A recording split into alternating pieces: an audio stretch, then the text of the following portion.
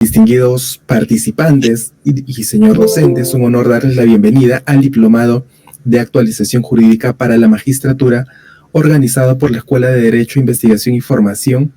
Este espacio de formación ha sido diseñado para fortalecer el conocimiento y la práctica judicial en un contexto de constante evolución normativa, brindando herramientas actualizadas para el ejercicio de la magistratura con excelencia y compromiso.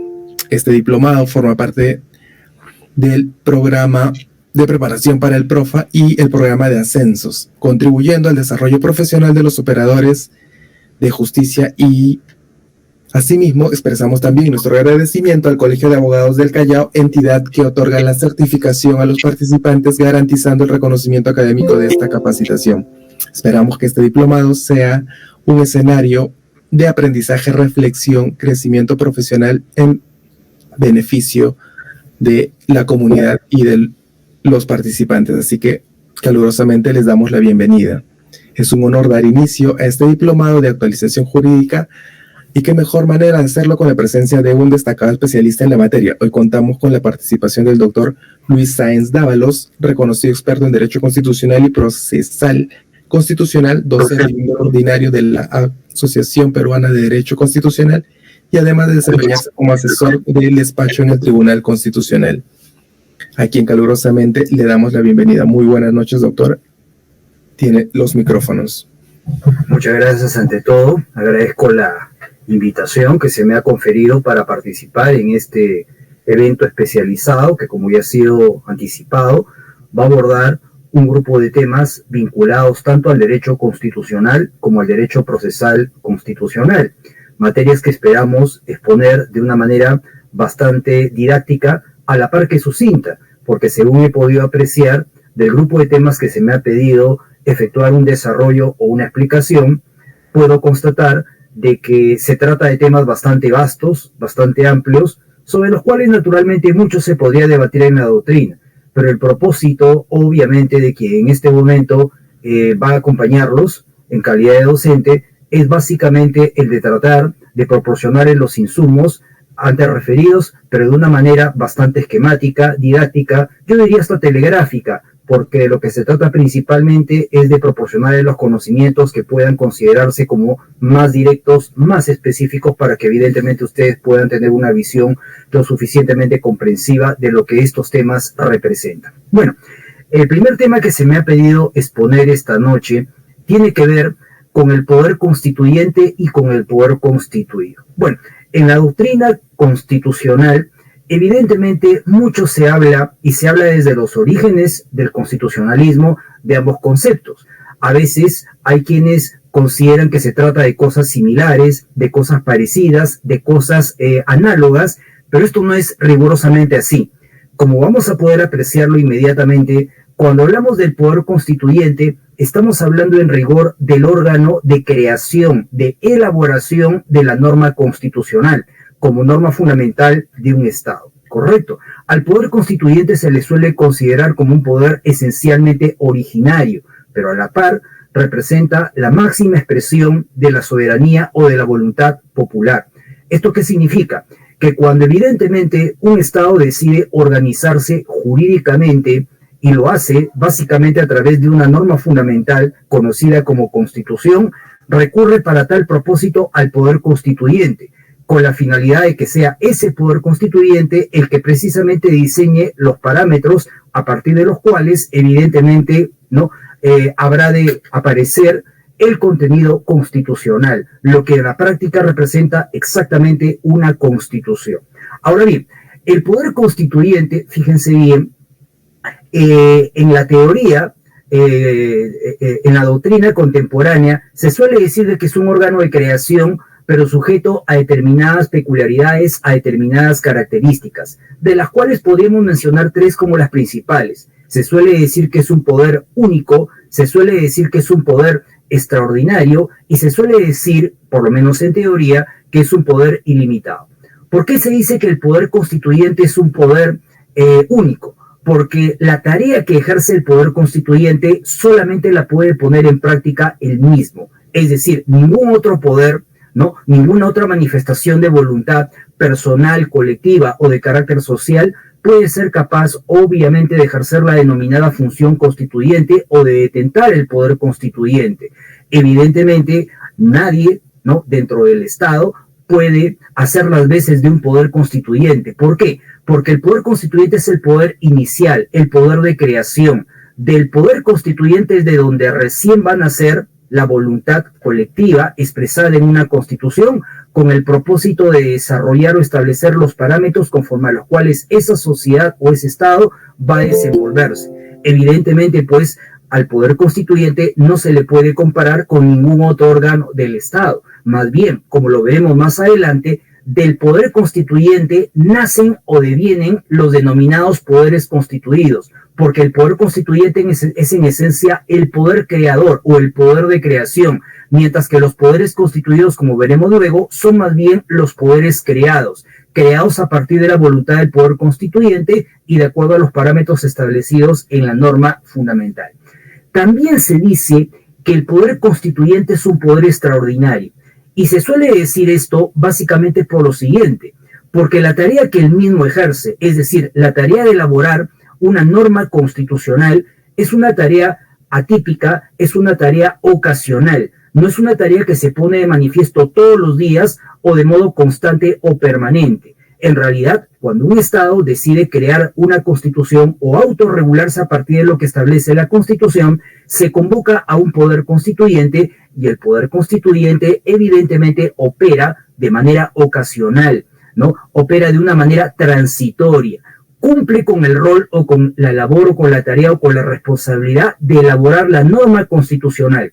Una vez que el cometido obviamente fue concretizado, una vez que la Constitución fue dada, una vez que la Constitución fue emitida, el poder constituyente ya no tiene ninguna razón de ser, ya no tiene ninguna razón de existir. Dicho de modo distinto, cumplida la tarea de elaborar la norma constitucional, el poder constituyente se extingue, desaparece del escenario y pasa a ser sustituido más bien, como veremos luego, por el llamado poder constituido o por los poderes constituidos. Entonces, desde una perspectiva histórica, el poder constituyente solamente opera en momentos específicos, en tramos históricos determinados, no de modo permanente. Correcto, su naturaleza por consecuencia es, como se acaba de indicar, básicamente excepcional o extraordinaria.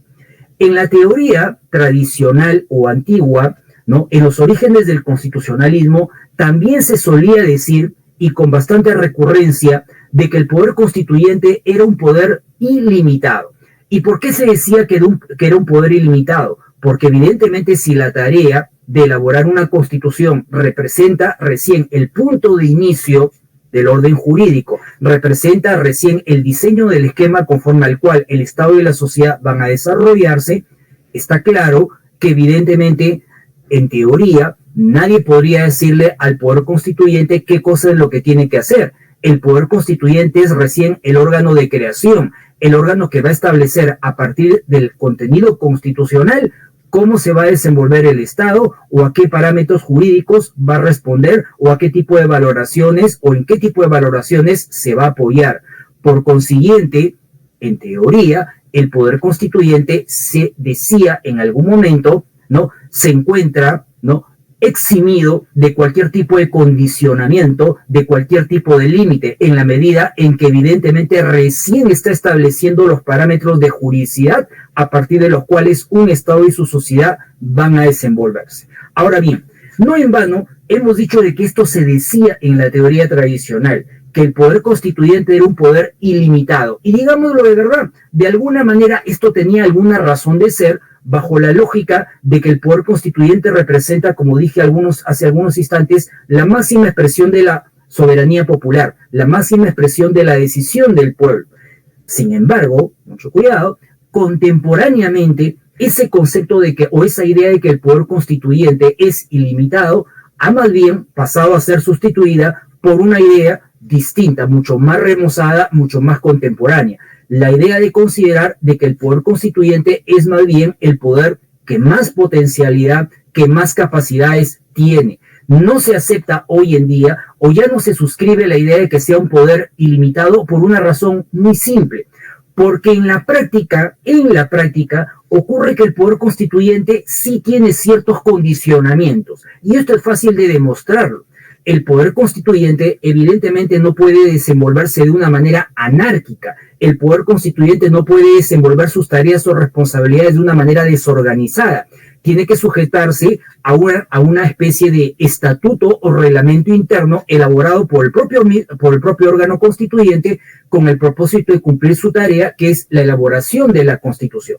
El sometimiento a ese estatuto o a ese marco organizativo o desenvolvimiento funcional marca un cierto condicionamiento de tipo formal. Por ejemplo, contemporáneamente, muchos estados, cuando se han encontrado en el escenario, en el contexto, en la necesidad de elaborar una constitución, han convocado al poder constituyente o han hecho viable el poder constituyente, pero el poder constituyente no se ha desenvuelto en sus funciones de una manera, ¿no es cierto?, harto discrecional. El poder constituyente, para poder desenvolverse, ha tenido que, obviamente, elaborar un estatuto de funcionamiento, y para tal efecto, por ejemplo, ha creado la presencia de las asambleas o la presencia de los congresos constituyentes, que precisamente son un diseño orgánico que se le otorga al poder constituyente para que el poder constituyente pueda ejercer de una manera orgánica sus funciones o sus competencias, que, repito, se centralizan en la elaboración de la norma fundamental.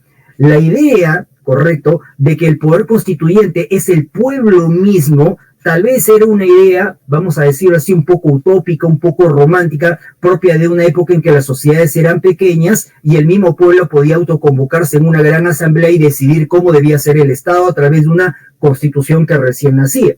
Pero como obviamente las sociedades contemporáneas o modernas son sociedades masificadas, esa idea de que el pueblo se autoconvoca, esa idea de que el pueblo se reúne en grandes asambleas, es prácticamente imposible llevar a la práctica, porque evidentemente son muchísimas las personas que integran un conglomerado social, son muchísimas las personas que integran, ¿no es cierto?, la nación, y por consiguiente, la idea, ¿no es cierto?, de participación popular pasa a ser sustituida por la idea de representación. ¿Y eso qué significa? Que el pueblo elige a sus representantes, es decir, a aquellos que lo van a representar al interior del órgano constituyente, al interior del poder constituyente.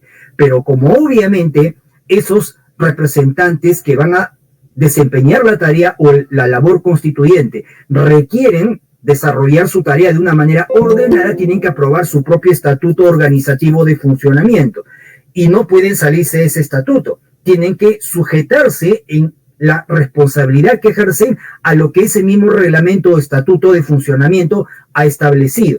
¿Eso qué significa? Significa una suerte de condicionamiento de tipo formal, porque evidentemente son las propias reglas que ha creado el poder constituyente para evidentemente desenvolverse en sus marcos de carácter funcional. Así como se dice en la teoría moderna que el poder constituyente tiene límites de tipo formal, ahora viene lo más interesante. Se dice también que el poder constituyente tiene límites, de carácter material. Y límites de carácter material por una razón bastante simple, que quiero que me la comprendan de la manera más sencilla posible. El poder constituyente, como lo acabamos de decir, representa al pueblo y como tal, su misión, su tarea, su responsabilidad es hacer lo que el pueblo precisamente ha querido, ¿correcto?, establecer, ha querido consolidar, ha querido concretizar. Por lo tanto, las valoraciones que en un determinado contexto o momento histórico tiene el pueblo necesariamente tienen que ser representadas, tienen que verse respetadas o concretizadas por parte del poder constituyente. Para que esto resulte más fácil de entender, el pueblo en determinado momento histórico predica, propugna determinadas valoraciones sociales, ¿correcto? Pues bien, esas valoraciones sociales tienen que ser recogidas inexorablemente por el poder constituyente, porque de lo contrario nos encontraríamos con una verdadera paradoja. La paradoja de que el poder constituyente pretenda consagrar o reconocer por vía de la Constitución valoraciones o principios que no son precisamente los que el pueblo refleja en determinado momento histórico. Si en determinada etapa, si en determinado contexto histórico, el pueblo predica valores como la libertad, la igualdad, la dignidad, Es eso precisamente, ese tipo de valores, lo que el poder constituyente está obligado a reconocer a través de la norma constitucional. Por lo tanto, el poder constituyente no podría hacer lo contrario de lo que el pueblo quiere, porque si lo hiciera, evidentemente traicionaría las expectativas de quienes precisamente, ¿no?, tienen el poder soberano, de quienes precisamente integran el pueblo. Entonces, los condicionamientos materiales se traducen en las valoraciones sociales que necesariamente el poder constituyente tiene que recoger, respetar y al mismo tiempo consolidar al momento de elaborar una norma constitucional. En otras palabras, en la Constitución tienen que venir descritas las aspiraciones del pueblo, traducidas en determinadas valoraciones que reflejan un momento histórico determinado. Desde esa perspectiva, fíjense bien, se dice contemporáneamente que el poder constituyente también tiene límites materiales, así como tiene, y ya lo hemos indicado anteriormente, límites de tipo formal. ¿Esto qué significa? Que tal vez lo más correcto sea decir contemporáneamente que el poder constituyente es el que más potencialidad tiene, el que más poderes reúne, es el que más cosas puede hacer, pero no obstante que evidentemente tiene esas características, no puede sino desenvolverse con sujeción a parámetros de tipo formal, que ya hemos explicado en qué consisten, y a parámetros de tipo material, representados precisamente por los grandes principios, por los grandes valores que predica una sociedad en un momento histórico determinado. ¿Correcto? Por esa razón, evidentemente, hoy en día, la idea de un poder constituyente ilimitado más bien ha pasado a ser sustituida por la idea de un poder constituyente que reúne el máximo de potencialidades o el máximo de las capacidades. ¿Correcto? Otro tema que evidentemente también ustedes deben tener bien en cuenta es el siguiente, y en cierta forma ya lo hemos adelantado. El poder constituyente va a crear la Constitución. Y cuando va a crear la Constitución, va a elaborar una norma constitucional, va a someter, ¿correcto?, al más dinámico, ¿no?, y a la par, al más, vamos a decirlo así, al más peligroso de todos los elementos que tiene un Estado, que es el poder, a ciertos condicionamientos. Al someter a través de la Constitución al poder a condicionamientos, va a dar nacimiento al llamado poder constituido. ¿Qué es el poder constituido? El poder sometido a los parámetros establecidos por el poder constituyente a través de lo que dice la Constitución. Entonces, una cosa es el poder constituyente, que es el poder de creación de la norma fundamental, y otra cosa es el poder constituido. El poder constituido es el poder creado, diseñado, prefigurado a partir de los parámetros, de los criterios, de las pautas establecidas por la norma fundamental.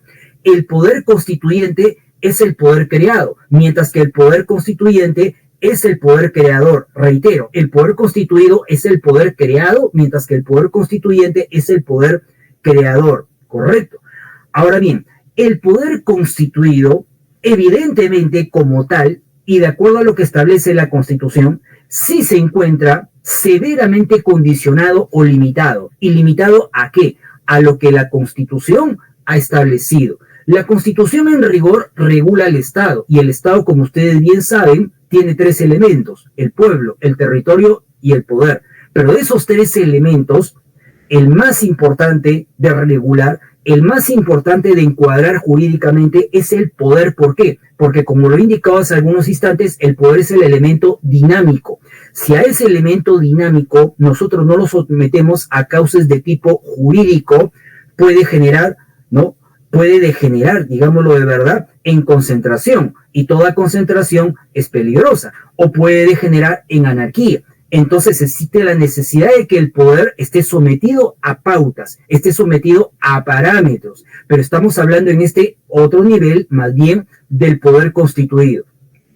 En la teoría tradicional del constitucionalismo, en los orígenes del constitucionalismo, es decir, me estoy remitiendo allá, ¿no?, por fines del siglo XVIII, se decía de que el poder constituido tenía diversas maneras de organizarse, pero la principal de todas esas maneras de organizarse se veía reflejada a través de un principio básico, por lo demás conocido por todos ustedes, porque evidentemente la teoría, ¿no?, y por supuesto también las constituciones, ¿no?, iniciales y las contemporáneas se han encargado de alguna manera difundirlo. Ese principio básico a través de la cual se traduce o se venía traduciendo el principio, ¿no?, de sometimiento del poder a lo que dice el derecho, a lo que dice la Constitución, se conoce como principio de la separación de poderes. En la teoría tradicional del constitucionalismo, el principio de separación de poderes, ¿qué buscaba? ¿Qué pretendía? ¿O qué esquema buscaba describir? La idea de que evidentemente el poder no debía estar concentrado en una sola mano, sino que debía estar de alguna manera separado en determinados ámbitos o en determinados espacios. Y es ahí donde obviamente se empieza a hablar de la separación o de la división de poderes. Cualquier idea, ¿no?, en defensa de la Constitución tiene que venir de alguna manera reflejada o reposada en tan importante principio. El poder no lo puede tener una sola persona, no lo puede tener un solo grupo o no lo puede tener una sola entidad. El poder tiene que estar separado o dividido. Y esa misma teoría tradicional en su día no solamente postuló la teoría de la división o de la separación de poderes, sino que nos dijo algo más que también es bastante conocido y ha sido bastante contemporáneo incluso, que ese poder tenía una configuración tripartita. En otras palabras, de que ese poder separado o dividido se traducía en la presencia de los clásicos poderes del Estado, ¿no? El poder ejecutivo, el poder legislativo y el poder judicial. En otras palabras, correcto, el poder constituido tradicional asumía, por un lado, de que el ejercicio del poder no podía recaer en una sola mano, tenía que ser separado, tenía que ser dividido. Pero a su vez nos decía que esa separación o división tenía que tener una configuración en rigor tripartita. Y siendo lo más importante de todo Estado, la función ejecutiva, la función legislativa y la función jurisdiccional, esa era la manera como evidentemente tenía que, de alguna manera, verse reflejado el poder constituido. Pues bien, permítanme decirles que estas ideas hoy en día también han evolucionado. Ya no son las mismas, ¿no?, ideas que se manejaban desde fines del siglo XVIII e inclusive durante el siglo XIX. Hoy en día, la idea de un poder constituido, traducido en separación o división de poderes o en una organización tripartita del poder, simplemente ya no existe o no la recoge ningún ordenamiento constitucional. Hoy en día, más que hablarse de separación o de división de poderes, se habla más bien de un principio de distribución de poder. ¿Y qué significa la distribución de poder? No significa que el poder se encuentra dividido o separado. Significa de que el poder se encuentra repartido en ámbitos orgánico-funcionales. Correcto. Dentro del Estado hay órganos esenciales. A cada uno de esos órganos esenciales se le asigna una cuota de poder. Sin embargo, y a pesar de que a cada órgano constitucional se le asigna una cuota de poder, no debe partirse de la idea vieja o tradicional de decir que los poderes se encuentran separados o divididos, porque hoy ese cuento nadie se lo cree. En realidad, división o separación de poderes ya no existe y es muy fácil demostrarlo. Los órganos del Estado, los órganos básicos, esenciales o los más conocidos, hoy en día se encuentran en un permanente proceso de colaboración y a la par de fiscalización. ¿Eso qué significa? Que el Ejecutivo interactúa, colabora con el órgano legislativo. De igual manera, los órganos propiamente políticos como el Ejecutivo, como el Legislativo, interactúan, coordinan, colaboran o cooperan con el órgano jurisdiccional y viceversa. Correcto. Ya no hay una rígida separación o división de poderes. Hoy en día los órganos colaboran y al mismo tiempo se fiscalizan. Y eso es muy fácil demostrarlo. Correcto. Si, por ejemplo, ¿no?, el poder legislativo, ¿no?, lo que tradicionalmente llamamos como poder legislativo, ejerce la potestad de censurar ministros, está ejerciendo una tarea fiscalizadora, ¿sobre quién? Sobre el órgano ejecutivo, sobre el poder ejecutivo. En una concepción separatista o divisionista del poder, eso sería inaceptable. Cuando por el contrario, correcto, el órgano legislativo, ¿no?, más bien, ¿no?, de alguna manera acusa constitucionalmente a los altos funcionarios del Estado, también ejerce una tarea fiscalizadora, también ejerce una tarea de control. Dentro de una concepción separatista o divisionista, eso sería absolutamente inaceptable. El órgano judicial también ejerce una tarea fiscalizadora.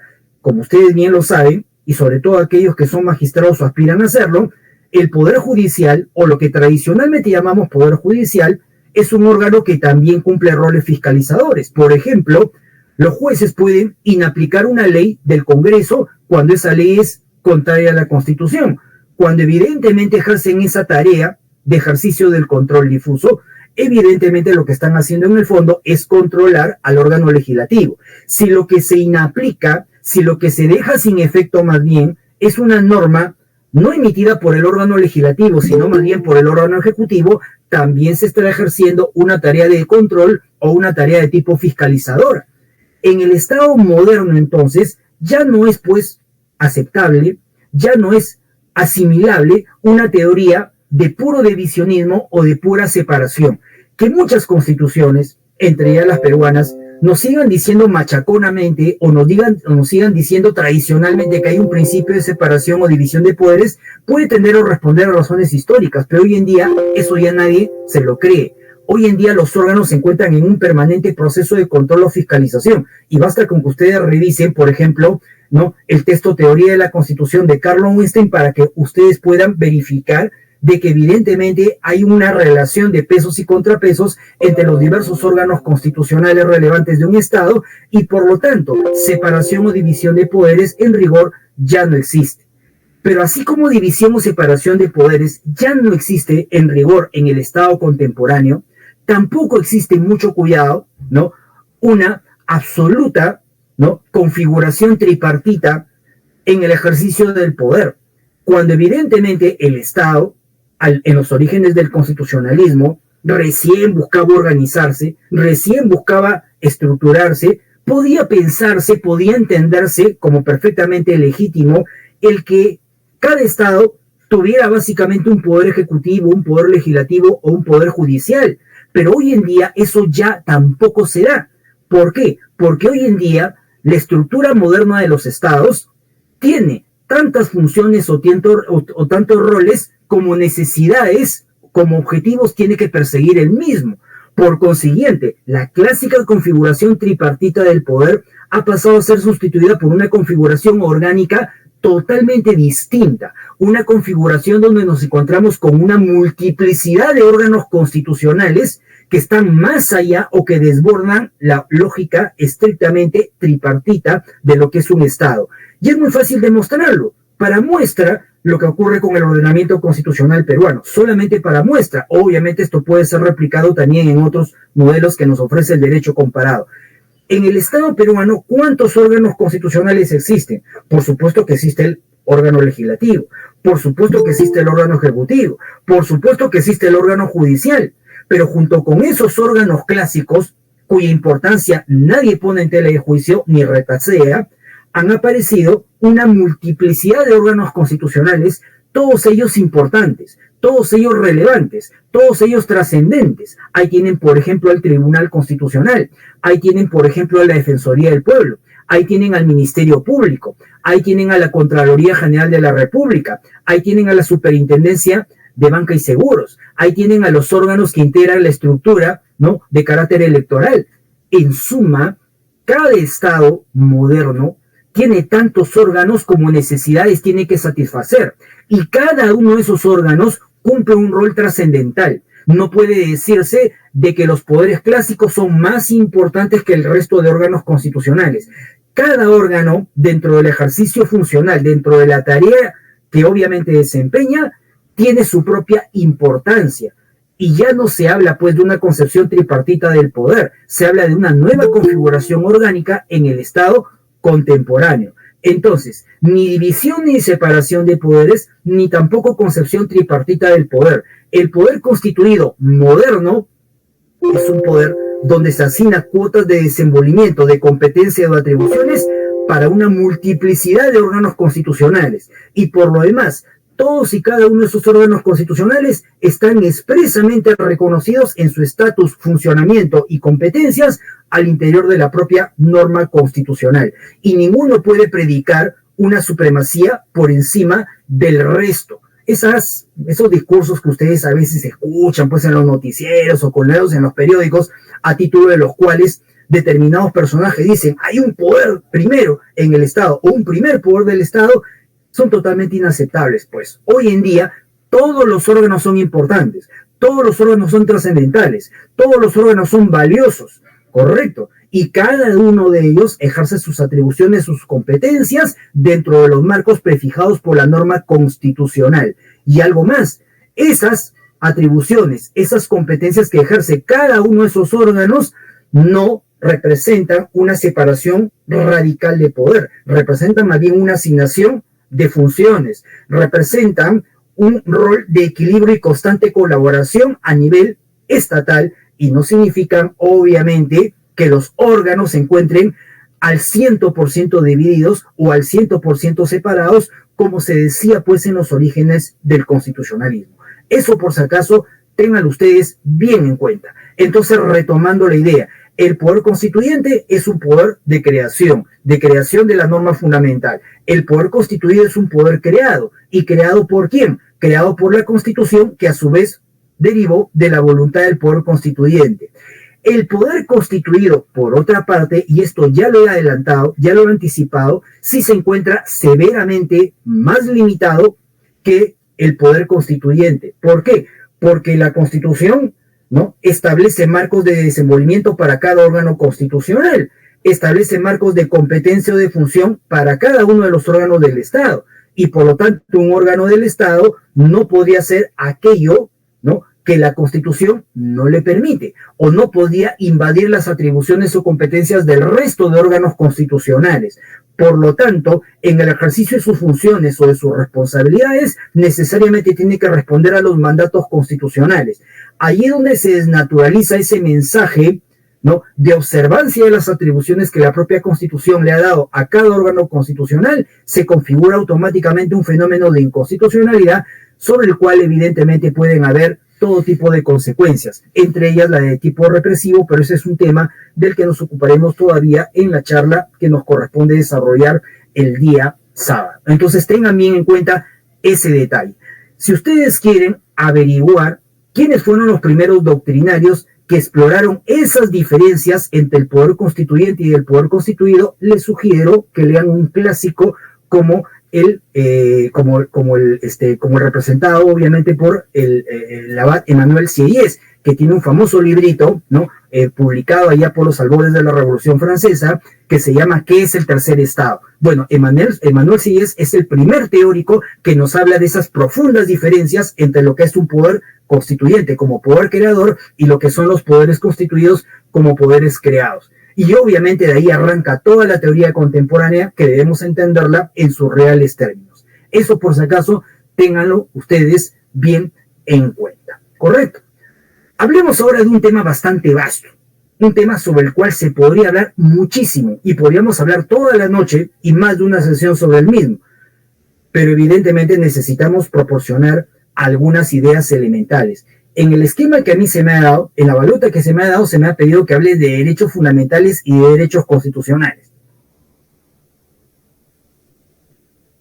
Y claro, si alguien me plantea ese tipo de dicotomía, derechos fundamentales y derechos constitucionales, tal vez para algunos se les antojaría pensar de inmediato que existiría una suerte de diferencia entre uno y otro término, de suerte de que algunos dirían una cosa es un derecho fundamental y otra cosa es un derecho constitucional. Bueno, permítame decirles de que esto no es así. Cuando a mí normalmente me piden, ¿no?, en todo tipo de charlas, sobre todo aquellas destinadas a desarrollar balotarios para los exámenes, que hable sobre los derechos fundamentales y los derechos constitucionales, principalmente, siempre hago esa aclaración. Y hago esa aclaración porque parece que seguimos repitiendo y repitiendo, insistiendo en un concepto totalmente errado. No hay diferencia entre derechos fundamentales y derechos constitucionales. No la hay, no existe. Un derecho fundamental es lo mismo que un derecho constitucional, o a la inversa, un derecho constitucional es lo mismo que un derecho fundamental. ¿De dónde arranca, no? ¿De dónde empieza esa presunta diferencia entre lo que es un derecho fundamental y un derecho constitucional? Bueno, arranca de ciertos teóricos, sobre todo peruanos, que hace algunos años atrás, correcto, sobre todo cuando fue elaborada y aprobada la última de nuestras constituciones, empezaron algunos teóricos, los subrayo, no todos, a decir, una cosa es un derecho fundamental y otra cosa es un derecho constitucional. Y para sostener esa tesis, ¿qué decían? Un momentito, si ustedes abren el texto constitucional, si ustedes abren la Constitución, se van a encontrar con una Constitución que tiene varios títulos y varios capítulos al interior de cada título, ¿correcto? ¿Y qué ocurre? Que en la Constitución peruana tenemos un título primero, capítulo primero, que se llama de los derechos fundamentales. Y si empezamos a revisar las normas jurídicas que integran ese título primero, capítulo primero, vamos a encontrarnos con un largo listado de derechos. Esos teóricos, ¿qué nos decían? Y nos decían de una manera bastante polémica, nos decían, esos derechos que están en el título primero, capítulo primero, son los derechos fundamentales. Si ustedes se encuentran con otros derechos que están ubicados en otros títulos o en otros capítulos distintos al título primero, capítulo primero, esos serían simplemente derechos constitucionales, no serían fundamentales. Bueno, craso error. Evidentemente, semejante concepción es de rigurosa base positivista. Los derechos no interesa dónde estén ubicados, basta con que lo sean al interior de la norma constitucional, porque el poder constituyente ha querido reconocerlos como parte integrante del discurso constitucional. Puede que ustedes se encuentren con que el mayor paquete de derechos está efectivamente en el título primero, capítulo primero, pero eso no significa que los derechos que están en otros títulos o en otros capítulos no sean fundamentales y sean simplemente derechos constitucionales. Si sostuviéramos como veraz ese tipo de aseveración, ¿correcto? No sería, por ejemplo, un derecho fundamental el derecho a la salud. ¿Por qué? Porque no está en el título primero, capítulo primero. No sería un derecho fundamental, por ejemplo, el derecho a la seguridad social, porque no está en el título primero, capítulo primero. No sería, por ejemplo, un derecho fundamental el debido proceso o la tutela jurisdiccional efectiva. Derechos que, como ustedes bien lo saben, son esenciales para que el resto de derechos puedan ser adecuadamente protegidos. En realidad, no interesa o es totalmente irrelevante, ¿correcto?, de que haya derechos fuera del título primero o capítulo primero.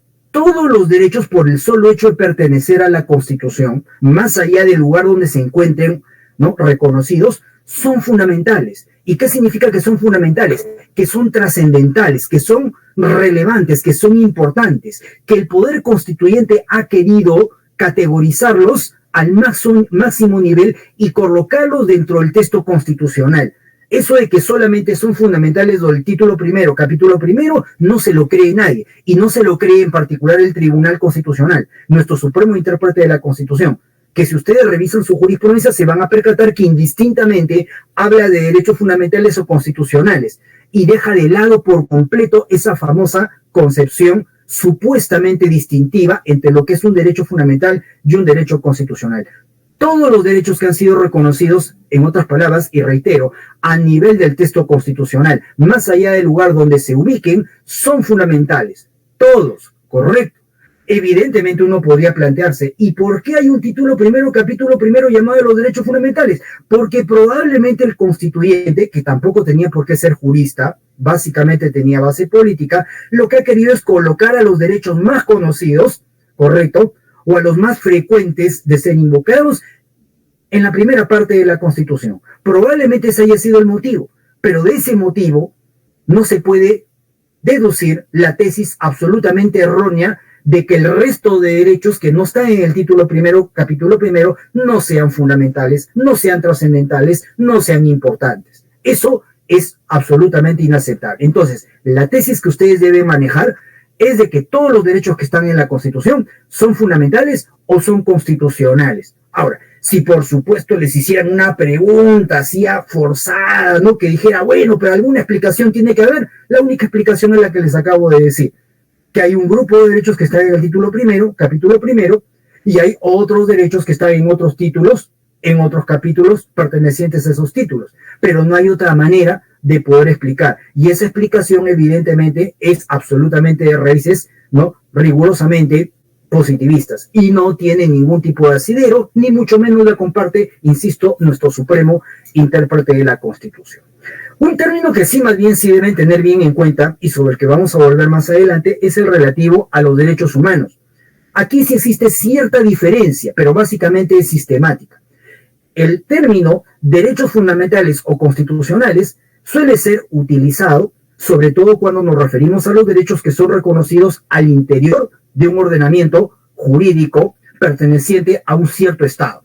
¿Correcto? Ahí normalmente se utiliza el término derechos fundamentales o constitucionales. Por el contrario, el término derechos humanos es un término, ¿correcto?, que fundamentalmente es utilizada en el discurso internacional, en el derecho internacional. Si ustedes revisan, y en algún momento algo diremos sobre el tema, si ustedes revisan los instrumentos internacionales relativos a derechos, van a encontrarse, por supuesto, que el término más frecuentemente utilizado es el de derechos humanos, no el de derechos fundamentales o constitucionales. Este último, el de fundamentales o constitucionales, más se utiliza en sede interna, mientras que el término derechos humanos se utiliza en sede externa o supranacional, si lo prefieren. Eso, por si acaso, ténganlo ustedes bien en cuenta. ¿Los derechos pueden ser clasificados? Por supuesto que pueden ser clasificados, y de muy diversas maneras, de muy diversas formas, correcto. Evidentemente, si empezáramos a hablar aquí de todas las formas o variantes a través de las cuales los derechos fundamentales o constitucionales pueden ser distinguidos, clasificados o agrupados, podríamos pasar horas de horas. Yo solamente les voy a hablar de aquellas clasificaciones, o les voy a traer a colación aquellas clasificaciones más frecuentemente utilizadas en el ámbito doctrinario y jurisprudencial.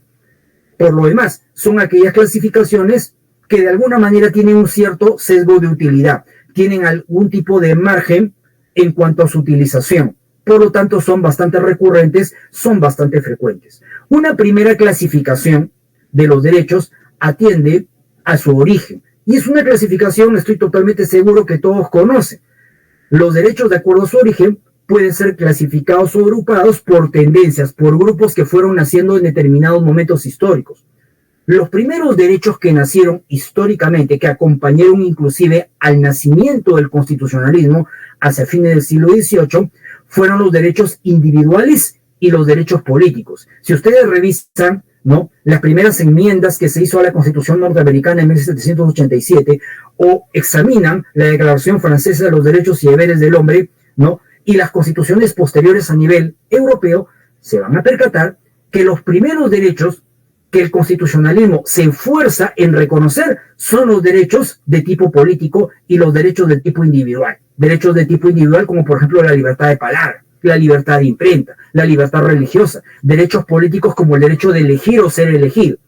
Precisamente porque estos son los primeros derechos que nacen, ¿correcto? A esos derechos se les conoce como derechos de la primera generación.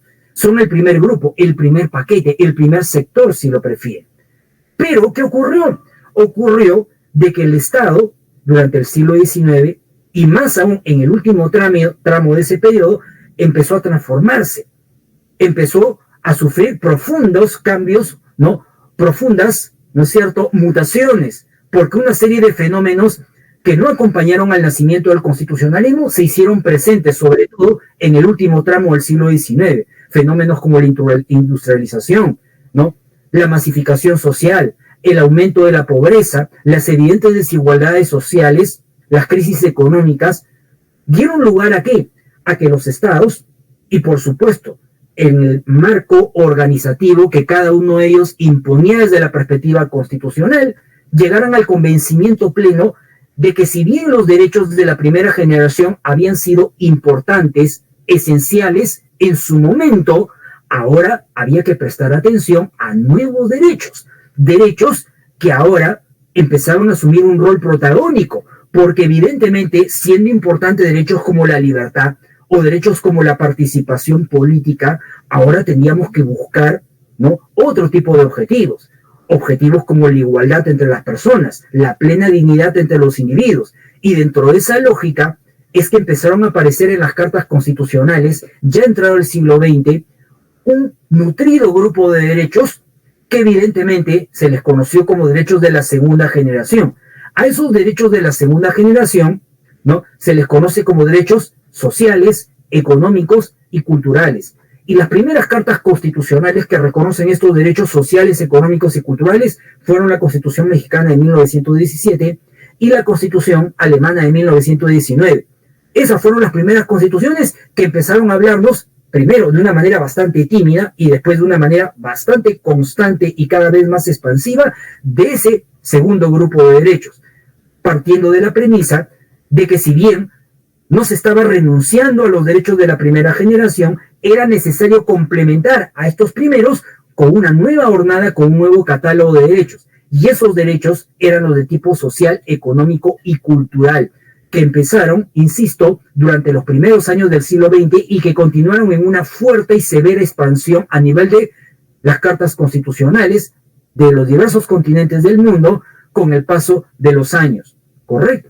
Derechos, los primeros derechos, por ejemplo, económicos, sociales y culturales que llegaron al constitucionalismo peruano, los tenemos básicamente reconocidos, en primer lugar, de una manera bastante tímida, en la Constitución peruana de 1920 y posteriormente de una manera mucho más amplia en la Constitución de 1933.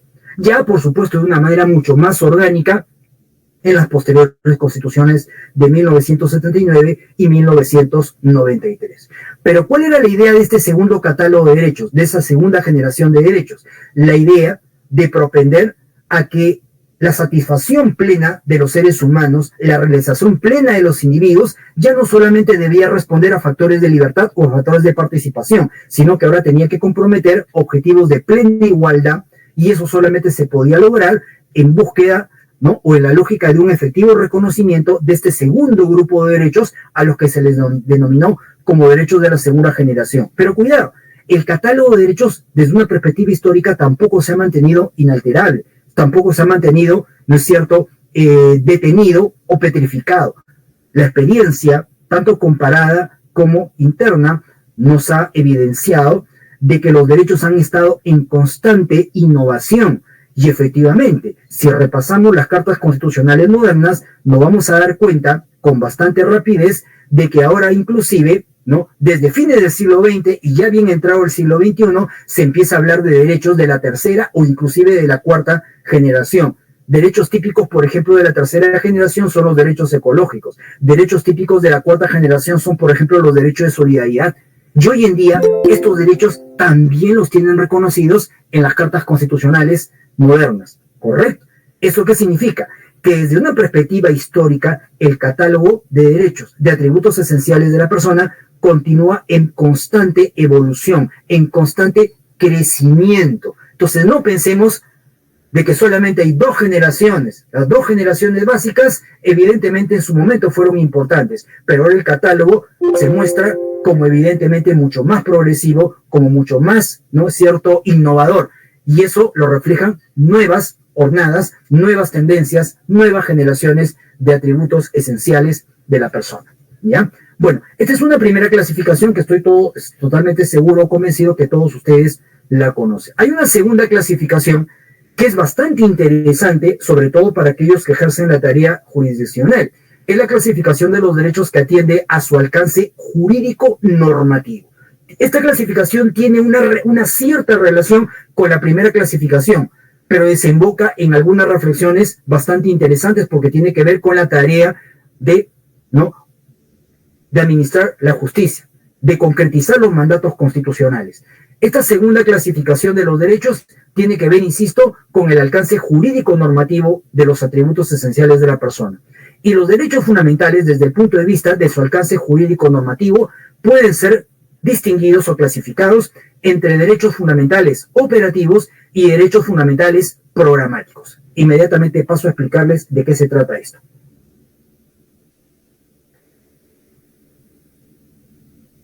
Los derechos fundamentales operativos son en rigor los derechos de la primera generación, básicamente, principalmente los derechos individuales y políticos. ¿Y por qué se les dice derechos operativos? Por una razón que es bastante interesante y que es fácilmente comprobable, ¿no?, o verificable en la práctica. Se les dice derechos operativos Porque para la concretización, para la efectivización de estos derechos, ¿no? Los de tipo operativo, es decir, los derechos individuales o los derechos políticos, solamente basta o es suficiente la sola voluntad del titular del derecho. Es decir, el prerequisito para que un derecho operativo pueda ser ejercitable, concretizable, visible en la vida práctica, depende solamente de la sola voluntad del titular del derecho. Y es muy fácil comprobarlo. Si, por ejemplo, hablamos de un derecho como la libertad de pensamiento, que es un derecho básicamente individual, depende de su ejercicio solamente de la voluntad de su titular. La persona es libre de pensar como mejor le parezca y de expresar sus ideas como mejor le convenga. Igual se puede decir de los derechos políticos clásicos, como por ejemplo el derecho a elegir o ser elegido. Evidentemente, cuando participamos en un proceso electoral, los ciudadanos tenemos, en teoría, la plena libertad de decidir por qué opción nos inclinamos o por cuál tipo de pensamiento, ¿no es cierto?, nos identificamos. En otras palabras, yo si quiero voto por la lista A, si quiero voto por la lista B, si quiero voto por la lista C, y nadie me puede decir lo contrario. Yo soy libre de darle a mi voto la orientación que considero perfectamente conveniente, ¿no?, o ajustada a mi modo de pensar. Y para ejercer los derechos de tipo individual o los derechos políticos, no requiere otra cosa que mi sola voluntad, mi sola decisión, ¿correcto? Mi sola iniciativa.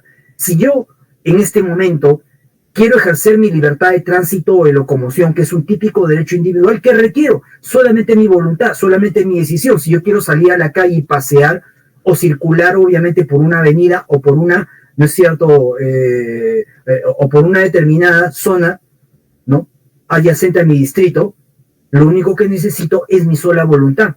Nadie me puede prohibir. Evidentemente esto no supone de que no puedan haber restricciones o límites sobre los derechos, pero en principio yo soy libre de poner en práctica mi derecho de tipo, no es cierto, en este caso individual, como mejor me parezca. Si yo deseo el día de mañana participar en la vida política, soy libre de hacerlo.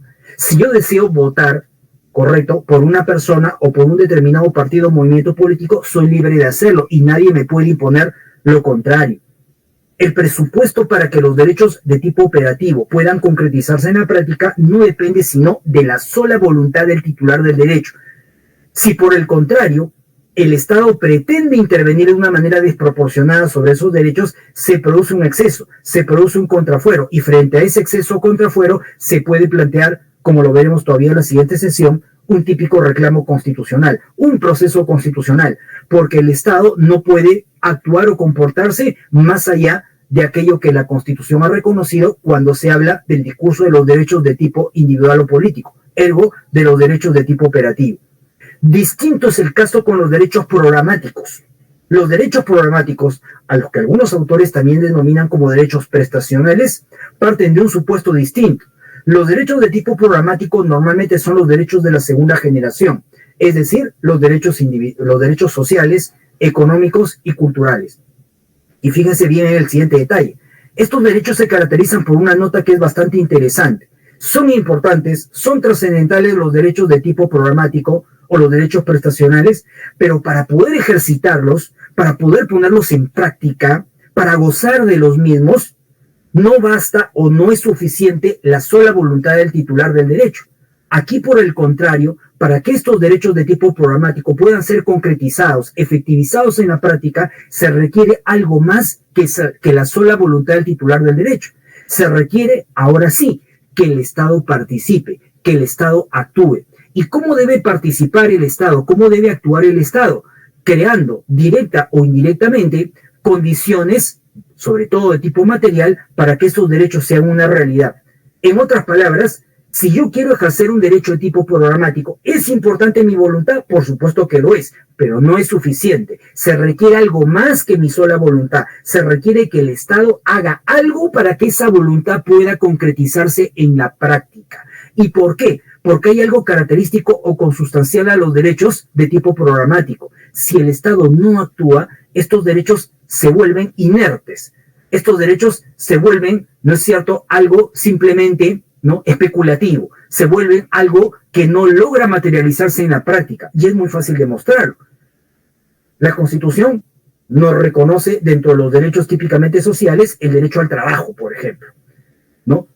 La Constitución nos reconoce, por ejemplo, entre los derechos de tipo programático a la seguridad social, también a la salud. Entre los derechos culturales nos reconoce el derecho a la educación.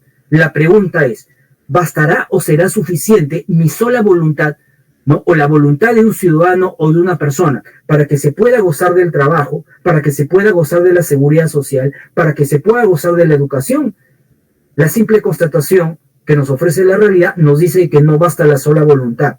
Para que una persona pueda gozar de trabajo, para que una persona pueda gozar de seguridad social, para que una persona pueda gozar de educación, entre otros derechos, el Estado tiene que crear una serie de condiciones de tipo socioeconómico con el propósito de que estos derechos sean una realidad. Si el Estado no promueve condiciones adecuadas, directa o indirectamente, para que exista oferta de trabajo, el derecho al trabajo no será sino una simple promesa, porque evidentemente yo puedo tener, ¿no?, la mejor de las voluntades de querer trabajar, pero si no tengo oferta de trabajo, pues obviamente mi expectativa se verá altamente defraudada. Entonces requiero que el Estado actúe de una manera directa o indirecta, ¿correcto?, ya sea creando él mismo condiciones o incentivando a determinados agentes económicos, sobre todo a la iniciativa privada, para que la oferta de trabajo sea una realidad. Si el Estado no actúa, el discurso en materia de derechos programáticos se convierte simplemente en una mera promesa. Por lo tanto, a diferencia de los derechos operativos, que como decíamos, solamente requieren o solamente hacen necesaria la sola voluntad del titular del derecho, los derechos de tipo programático requieren la voluntad del titular del derecho, pero también la participación del Estado.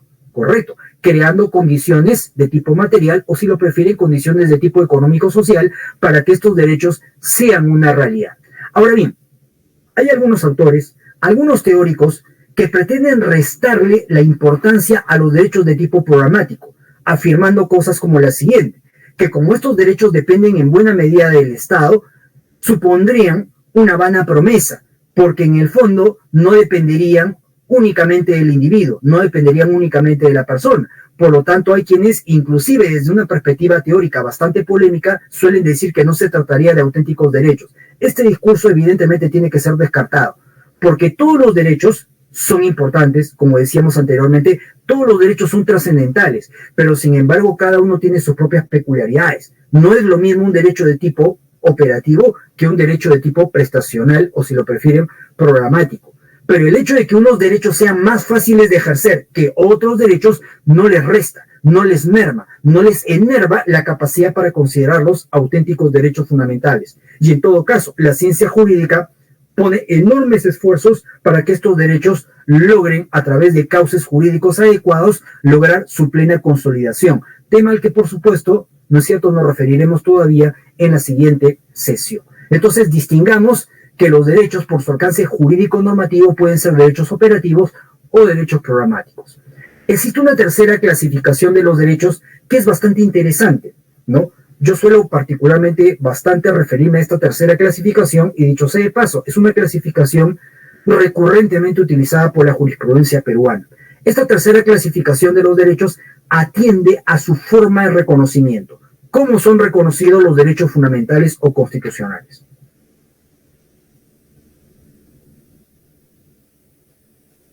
Los derechos fundamentales, por su forma de reconocimiento, pueden ser de tres tipos. Pueden ser derechos fundamentales positivos o gramaticales, pueden ser derechos fundamentales no enumerados o pueden ser derechos fundamentales internacionalizados. A ver, expliquemos de qué trata cada una de estas variantes. ¿Cuáles son los derechos positivos o gramaticales? Los derechos positivos o gramaticales son todos aquellos atributos, facultades o libertades expresamente reconocidas en favor de la persona por el texto constitucional. En otras palabras, la sola individualización, el solo reconocimiento que la Constitución ha realizado de determinados derechos, ¿no?, ya los convierte en derechos plenamente tangibles, plenamente visibilizados. ¿Y por qué? Porque el propio poder constituyente, el propio legislador constituyente ha querido de que determinados derechos específicos aparezcan expresamente consignados en el catálogo constitucional.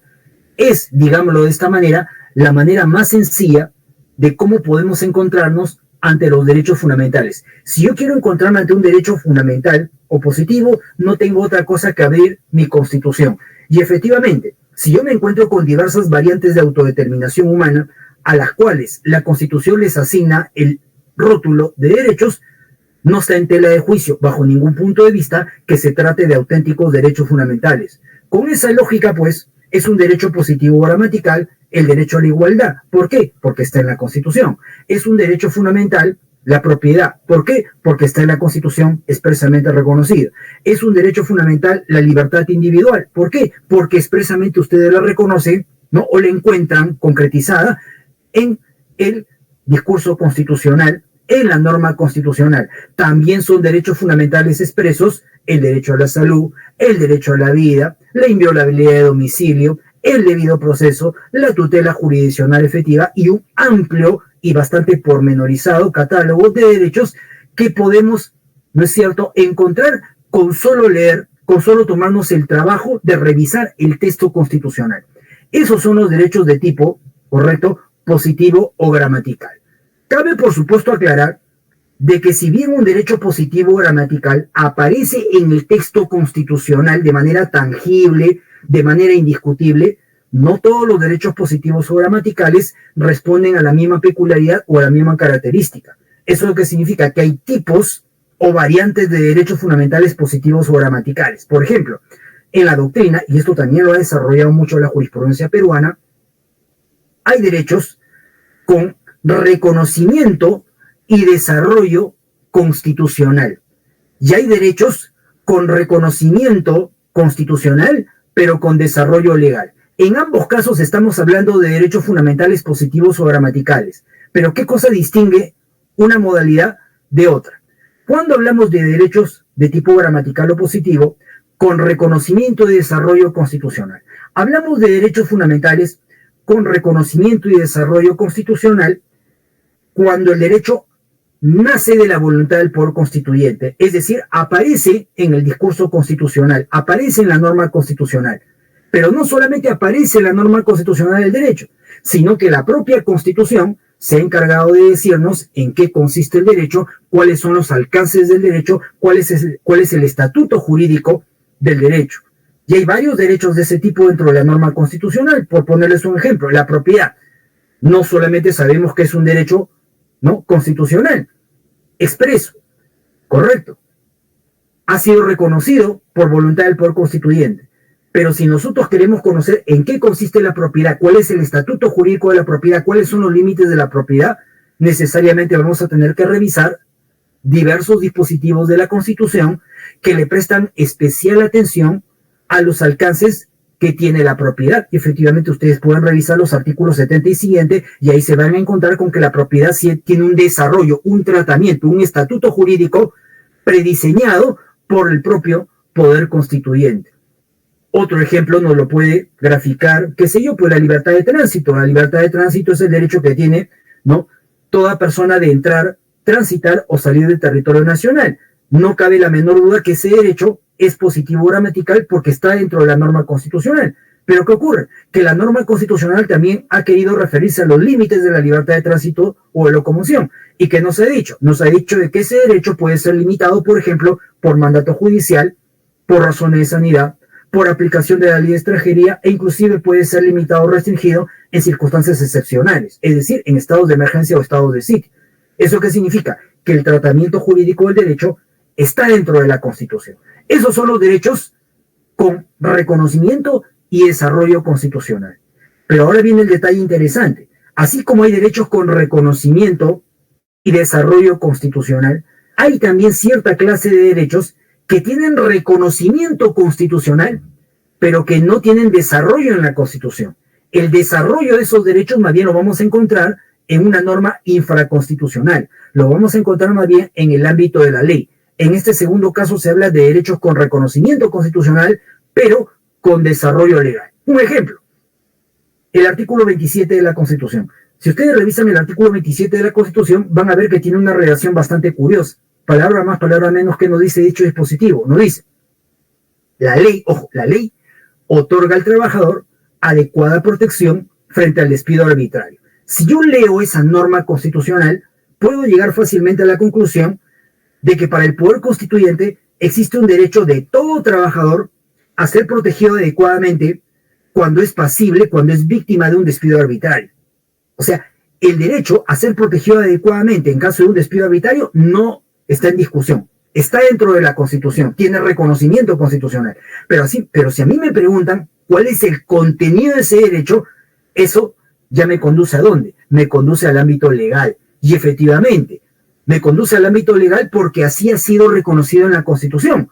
No en vano, vuelvo a repetir lo que dice la norma fundamental. La ley, ojo, la ley, es decir, el Poder Legislativo, otorga adecuada protección frente al despido arbitrario. ¿Eso qué significa? Que será el órgano legislativo el encargado de definir en qué términos ha de concebirse la llamada protección adecuada. ¿Correcto? En otras palabras, el contenido del derecho ustedes no lo van a encontrar en la Constitución. Lo que van a encontrar en la Constitución es el reconocimiento del derecho, pero no el desarrollo del derecho. Entonces la responsabilidad ahora ¿en quién recae? Recae en el legislador ordinario. Él tiene que desarrollar el contenido, el estatuto jurídico del derecho. Ahora, evidentemente que lo desarrolle bien es lo que todos esperamos. ¿Qué sucederá si lo desarrolla mal? Ahí se plantea un tema de constitucionalidad, un tema que puede terminar en los escenarios no constitucionales. Puede terminar en un reclamo constitucional, conforme lo veremos todavía en la siguiente sesión. Pero evidentemente, ¿no? La pelota está en la cancha del legislador. Es el legislador el que tiene que decirnos, ¿no?, en qué consiste el derecho. Efectivamente, hace algunos años atrás hubo una gran discusión respecto de cómo había definido el legislador ordinario a la protección adecuada a la que se refería el artículo 27. ¿Por qué? Porque el decreto legislativo 728, ¿qué decía? ¿No? Decía, la protección adecuada consiste en el derecho a ser indemnizado. Y no faltó quien diga, no, sin razón, ¿no?, de que esa definición del legislador era absolutamente arbitraria o era en todo caso insuficiente. Porque si bien la protección adecuada puede consistir en el derecho a ser indemnizado, es decir, a recibir una suma de dinero a título de indemnización cuando se ha sido víctima de un despido arbitrario, había quienes decían, pero no solamente eso es protección adecuada. ¿Qué sucede si el trabajador, en lugar de pedir ser indemnizado, lo que quiere es volver a su puesto de trabajo? ¿Qué cosa será lo que buscará ese trabajador o ese ex trabajador? Lo que buscará obviamente es que se le reponga en su puesto de trabajo, que es perfectamente lo que puede lograr si plantea un proceso constitucional o si acude obviamente a un proceso judicial ordinario donde puede lograr el objetivo a su vez de ser repuesto. Entonces, los niveles acerca del contenido del derecho deben ser adecuadamente desarrollados en el marco legal. Por lo tanto, la discusión no se agota únicamente en el texto constitucional, se va más allá, hacia el ámbito infraconstitucional, se prolonga hacia el ámbito de la ley. Tengan en cuenta bien este detalle cuando hablemos de derechos fundamentales de tipo positivo o gramatical. Por lo demás, son los derechos más sencillos de ubicar, porque evidentemente nacen en la propia norma constitucional. Bueno, así como existen los derechos positivos o gramaticales, también existen los derechos fundamentales no enumerados. ¿Y qué cosas son los derechos fundamentales no enumerados? Son todos aquellos atributos, facultades o libertades que, aunque no están expresamente reconocidos como tales en la norma constitucional, sin embargo, sí son posibles de ser individualizados o concretizados a partir de una interpretación extensiva de la Constitución sustentada en base a determinados principios. ¿Cómo es esto? Muy simple. Nunca pensemos que el catálogo de derechos fundamentales o constitucionales se agota en el texto constitucional. Quien cree que los derechos se agotan en el texto gramatical de la norma constitucional comete un gigantesco error, principalmente en una inclinación rigurosamente positivista. Pensar de que el Estado es la única fuente generosa a través de la cual se pueden reconocer derechos fundamentales es partir de un error conceptual, porque ocurre que los derechos, sin necesidad de decir que somos naturalistas, son anteriores y superiores al Estado. Y por lo tanto el discurso de los derechos no se agota únicamente en el texto expreso de la norma fundamental. Puede continuar prolongándose siempre y cuando el discurso constitucional sea adecuadamente interpretado. De allí que los llamados derechos fundamentales no enumerados, en resumidas cuentas, ¿qué son? Son aquellos derechos que vamos encontrando en el camino si interpretamos adecuadamente la Constitución. Pero para interpretar adecuadamente la Constitución, tenemos que valernos de determinados principios o de determinadas cláusulas abiertas que tiene el propio texto constitucional. Y efectivamente, si somos observadores, si somos analíticos con el catálogo de fuentes que nos ofrece nuestra norma constitucional, vamos a poder percatarnos de que hay normas constitucionales bastante, ¿no?, bondadosas, bastante genéricas, bastante abiertas, conforme a las cuales es perfectamente posible ir ampliando el horizonte de los derechos, ir reconociendo nuevos derechos fundamentales. Tal vez la principal o más conocida de esas cláusulas abiertas o generosas la constituye el artículo 3º de la norma constitucional. El artículo 3º de la norma constitucional, estoy seguro que es una norma que en algún momento ustedes la han leído. ¿Qué dice el artículo 3º de la norma constitucional? Palabra más, palabra menos. La enumeración de los derechos reconocidos en esta Constitución no excluye aquellos otros de naturaleza análoga, que se fundan o se sustentan en principios como la dignidad de la persona, el Estado democrático de derecho, la forma republicana de gobierno o el principio de soberanía popular. ¿Eso qué significa? Significa que para efectos de derechos fundamentales, el texto constitucional no se agota únicamente en lo que la Constitución expresamente dice, sino que es posible que la Constitución, ¿no?, establezca pautas de reconocimiento de nuevos derechos que con el paso del tiempo pueden ser acoplados o incorporados al texto constitucional, haciendo uso de la vía interpretativa. ¿Correcto? Obviamente que para reconocer esos derechos, ¿no?, nuevos, esos derechos que van a pasar a añadirse al discurso constitucional, requerimos de un soporte. Ese soporte son las cláusulas o los principios a los que se refiere principalmente, aunque no exclusivamente, el artículo 3º de la Constitución. Y efectivamente se refiere a 4 principios que ya he mencionado: la dignidad de la persona, el Estado democrático de derecho, la forma republicana de gobierno y el principio de soberanía popular. ¿Esto qué significa? Significa en muy pocas y resumidas cuentas que en base a cualquiera de esos 4 principios, el operador jurídico, ¿correcto?, puede perfectamente prefigurar, diseñar, bosquejar el reconocimiento de más derechos o de derechos adicionales a aquellos que ya existen de manera positiva o gramatical en el texto constitucional. Es decir, las ventanas están abiertas y abiertas de una manera tan interesante que los operadores jurídicos en determinados momentos, valiéndose de estas cláusulas abiertas, evidentemente pueden refrescar el ordenamiento jurídico o volverlo mucho más garantista, reconociendo o añadiendo al texto constitucional nuevos derechos. Y cuidado, no piensen de que esto es un discurso meramente académico o puramente dogmático. La jurisprudencia peruana, en el curso de los últimos lustros, ha dado muestras evidentes de un inmenso catálogo de derechos de carácter no enumerado que por la vía jurisprudencial han ido incorporándose al texto constitucional. Ahí está, por ejemplo, el derecho a la verdad.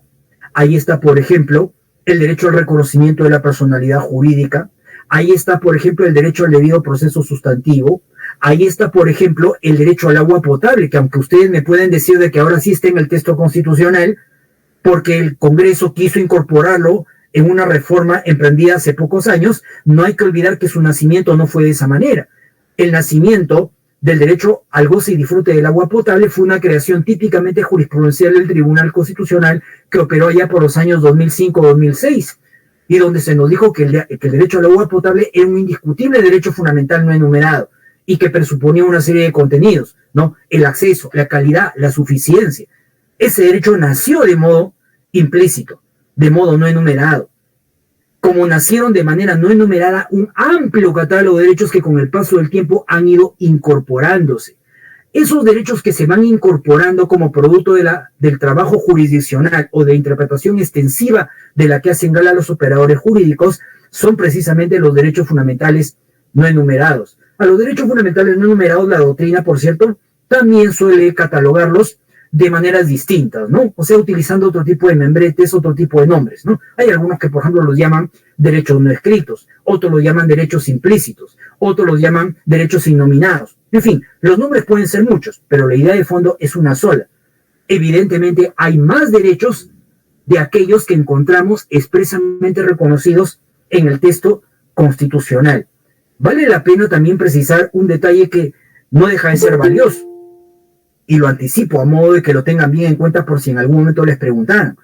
Hay quienes piensan que la única forma de reconocer nuevos derechos, ¿no?, o de derechos no enumerados, es apelando al artículo 3º de la Constitución.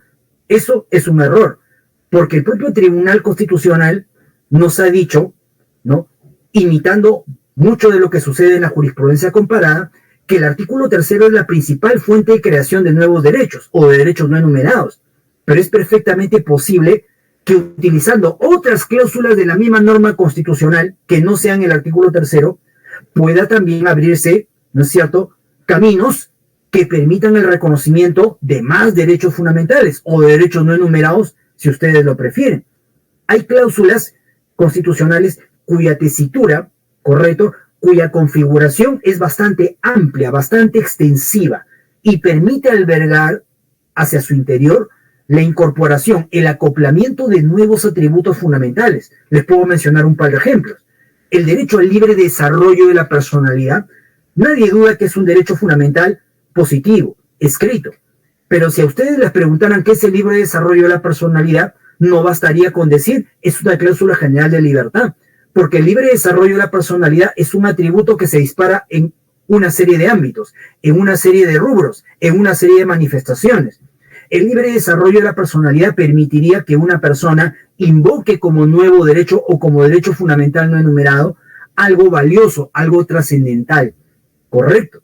Y evidentemente, a partir de una adecuada interpretación o de una interpretación extensiva del libre desarrollo de la personalidad, podrían pasar a acoplarse, ¿correcto?, al discurso constitucional nuevos derechos. Ejemplo real: los derechos sexuales y reproductivos, de los que hace muchísimos años nos habla la jurisprudencia peruana. ¿De dónde creen que nacieron? Nacieron de una interpretación extensiva del derecho al libre desarrollo de la personalidad. Ahí les pongo un ejemplo. Podría mencionarles otros, pero evidentemente nos iríamos ahorita demasiado lejos. Y estoy tratando de ser lo más concreto y rápido posible. Otra cláusula constitucional que también permite el reconocimiento o el advenimiento de nuevos derechos. Creo que para nadie es un secreto la existencia de una cláusula constitucional que dice: nadie está obligado a hacer lo que la ley no manda, ni impedido de hacer lo que ella no prohíbe. Esa cláusula constitucional, evidentemente, permite afirmar la tesis de que mientras algo no esté prohibido por la ley, ¿correcto?, de que mientras algo esté habilitado por conducto de la voluntad legislativa, es perfectamente posible aventurar el reconocimiento de una multiplicidad o de un amplio catálogo de derechos nuevos. Simplemente basta, obviamente, con la tarea de interpretación que puede emprender un operador jurídico para que en base a cláusulas de ese tipo pueda aventurarse el nacimiento de nuevos atributos fundamentales de la persona. Entonces, como lo acabamos de ver, hay varios caminos para crear nuevos derechos, y no crean de que esto solamente sucede en el Perú. Esto sucede también en otros países. Tal vez uno de los ejemplos históricos más conocidos nos lo proporciona Estados Unidos de Norteamérica. En Estados Unidos de Norteamérica, ¿no?, existe una norma constitucional expresa que permite el reconocimiento de nuevos derechos, ¿correcto? Les sorprendería saber que esa cláusula de nuevos derechos que tiene la Constitución norteamericana, la Corte Suprema norteamericana no la ha utilizado con mucha frecuencia. Más bien lo que ha utilizado es una cláusula de carácter genérico, que en la jurisprudencia norteamericana tiene una configuración bastante expansiva. Esa cláusula es la relativa al debido proceso. Conforme a la regla del debido proceso, se han incorporado en la jurisprudencia norteamericana un amplio y bastante extenso catálogo de nuevos derechos. Entonces no crean de que la posibilidad de airear el ordenamiento constitucional, la posibilidad de darle crecimiento o potencialidad a la norma constitucional, es un asunto que solamente es propio del Perú. Lo encontramos en diversas partes del globo terráqueo. Eso, por si acaso, también ténganlo bien en cuenta. Correcto. Por lo demás, en el proceso de reconocimiento de un nuevo derecho, siempre ha de estarse al factor fundamentalidad. Es decir, para que un nuevo derecho nazca, ese derecho debe ser valioso, importante, trascendental para los objetivos de autodeterminación o plena realización del ser humano. Correcto. Eso, por si acaso, ténganlo también bien en cuenta. Conforme a esta tercera clasificación, También puede hablarse de un tercer grupo. Puede hablarse de los derechos fundamentales de carácter internacionalizado. ¿Qué cosas son los derechos fundamentales de carácter internacionalizado? Atención.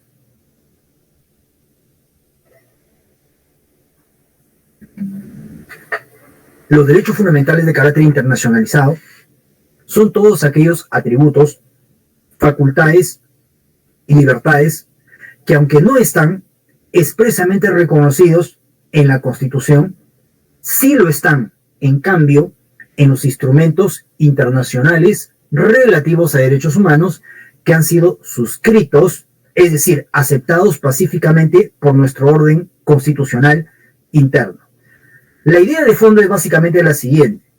Hoy en día, ¿no?, en el derecho moderno, en el derecho contemporáneo, el discurso en materia de derechos no se agota en el ámbito propiamente interno, se prolonga hacia el plano internacional, hacia el plano supranacional, porque ahora el tema de los derechos no es solamente un tema de incumbencia, de interés para los estados en particular, lo es también para la comunidad internacional, de suerte que los estados buscan generar consensos alrededor del discurso de los derechos, y a partir de ese consenso se van creando declaraciones de derechos, tratados en materia de derechos humanos, con diverso alcance y con particulares características o peculiaridades. Hoy en día, si ustedes hacen un recorrido de la inmensa cantidad de tratados internacionales relativos a derechos humanos, van a encontrarse con instrumentos de todo tipo de alcance. Hay instrumentos, por ejemplo, de derechos humanos de alcance internacional, es decir, son aplicables para prácticamente todos los países que integran la comunidad internacional. Ahí está, por ejemplo, la Declaración Universal de los Derechos Humanos. Ahí está el Pacto Internacional de Derechos Civiles y Políticos de Naciones Unidas. Ahí está el Pacto Internacional de Derechos Económicos, Sociales y Culturales, también de Naciones Unidas. Pero así como hay instrumentos relativos a derechos de carácter internacional, es decir, aplicables para toda la comunidad de países, ¿correcto? También hay instrumentos internacionales más bien de alcance regional, es decir, aplicables en lo esencial para una comunidad de estados pertenecientes a un determinado continente. Es lo que ocurre, por ejemplo, con la Convención Americana de los Derechos Humanos, que es un instrumento internacional básicamente reivindicable y aplicable para aquellos estados que pertenecen a la órbita estrictamente americana, ¿correcto? Desde luego, cada uno, ¿no?, de los instrumentos internacionales cuenta con su propio circuito o su propio elenco de mecanismos de protección, ¿correcto? Y evidentemente este es un tema bastante fascinante sobre el que en otro momento podemos regresar, pero lo interesante es constatar de que el discurso en materia de derechos hoy en día se prolonga a nivel supranacional. Pero volvamos al tema que veníamos explicando. ¿Por qué se les llama, ¿no?, o por qué se habla, perdón, de derechos fundamentales internacionalizados? Se habla de derechos fundamentales internacionalizados porque hoy en día a los derechos no solamente los encontramos en un orden interno, no solamente los encontramos en una constitución específica, sino que también los encontramos en los instrumentos internacionales. Porque los instrumentos internacionales, como les acabo de indicar, se generan fruto del consenso de varios estados. Entre ellos puede ocurrir que esté nuestro propio estado, nuestro propio país, ¿correcto? Y la gran pregunta en ese escenario es la siguiente. ¿Cómo debo entender a un derecho que esté en un tratado suscrito por mi estado, por mi país? ¿Correcto? Desde la perspectiva rigurosamente jurídica. Ese derecho será un atributo invocable y plenamente operante o reivindicable en el orden interno. La teoría de los derechos fundamentales internacionalizados nos dice o nos responde que sí. ¿Por qué? Porque es irrelevante pensar dónde está el derecho. Lo importante es que el derecho está y está reconocido. ¿Pueden haber derechos que no hayan sido reconocidos en la Constitución? Sí, puede ocurrir eso. Pero puede ocurrir, sin embargo, que un instrumento internacional que el propio Estado ha suscrito haya reconocido más derechos que los que tiene un propio ordenamiento interno. Por lo tanto, si se trata del discurso de los derechos, no solamente se debe tomar en cuenta el orden interno, sino también el orden internacional. Si yo me encuentro con un derecho X, vamos a ponerle ese nombre, que no está en mi constitución, pero que está en un tratado y ese tratado ha sido suscrito por el Estado peruano, ese derecho X es tan derecho fundamental como los derechos que están en mi constitución. Y por lo tanto, siendo un derecho fundamental, yo puedo reivindicarlo. Y frente a la hipótesis de un eventual desconocimiento, puedo pedir tutela de dicho derecho, ¿no?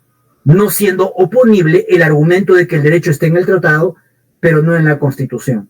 ¿Correcto? El discurso de los derechos involucra no solamente el orden interno, no solamente lo que dice la Constitución, involucra también el orden internacional o, si lo prefieren, el orden supranacional. A veces lo involucra de una manera bastante curiosa también, y es bueno mencionarlo. A veces sucede de que el derecho que nos interesa reivindicar o proteger sí está en el orden interno. Y claro, si está en el orden interno, si está en mi constitución, algunos podrían decir, ¿para qué necesita reivindicar el derecho al que se refiere un tratado si ese mismo derecho está en tu constitución? Craso error. ¿Por qué? Porque, como acabamos de mencionar, los derechos que están en los tratados son fruto del consenso. Y como son fruto del consenso, son varios países, son varios estados los que aportan ingredientes, elementos de reflexión sobre el contenido de esos derechos. Y por consiguiente, no debe sorprendernos de que a veces los derechos que en mi orden interno pueden haber sido concebidos o entendidos de una manera breve o escueta, en el plano internacional tengan más bien un contenido mucho más amplio o mucho más expansivo. Pongamos un ejemplo. De repente un derecho Z, vamos a ponerle ese nombre, está en mi constitución y también está en un tratado que suscribió mi país. Correcto. Alguien me podría decir, ¿para qué necesitas reivindicar un tratado si el derecho Z está en tu constitución? Evidentemente puedo reivindicar el derecho Z de conformidad con el tratado. ¿Por qué motivo? Porque bien puede ocurrir, y suele ocurrir, es una fuerte tendencia o probabilidad, que el derecho Z está mejor reconocido en el tratado que en mi propio orden interno.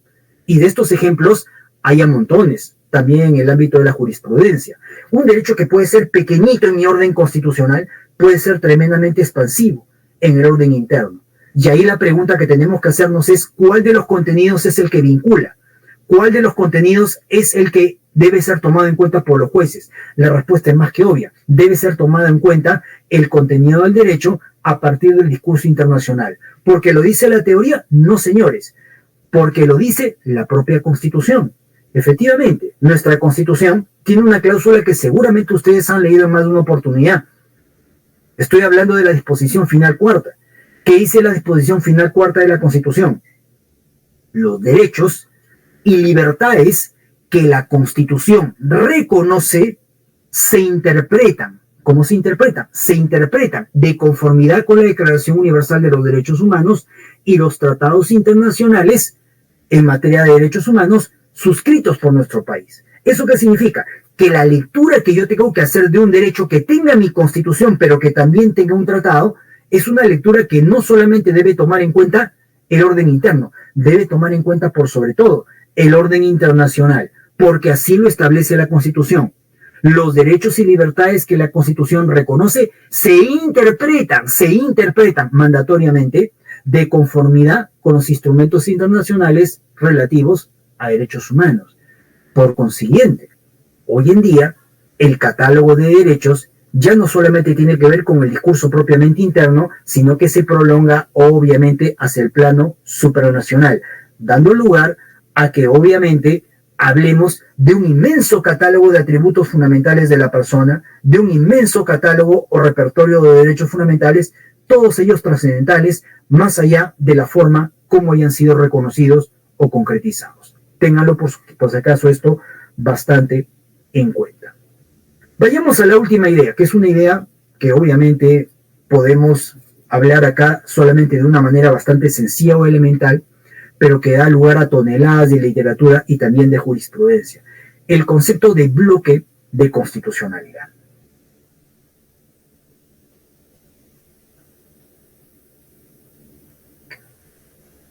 A ver, cuidado. El concepto bloque de constitucionalidad o la idea de un bloque de constitucionalidad, cuidado, no la hemos inventado en el derecho peruano, aunque la hayamos desarrollado, obviamente, y como lo vamos a ver luego, también acá. ¿Ya? En realidad, el concepto o la idea de bloque de constitucionalidad es una típica creación jurisprudencial de los países europeos, sobre todo desde mediados de la década de los años 60 del siglo XX.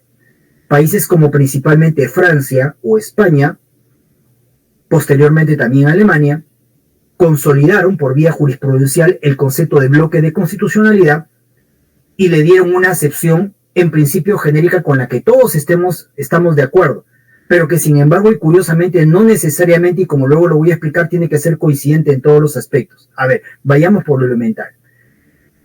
¿Qué se entiende doctrinariamente por bloque de constitucionalidad?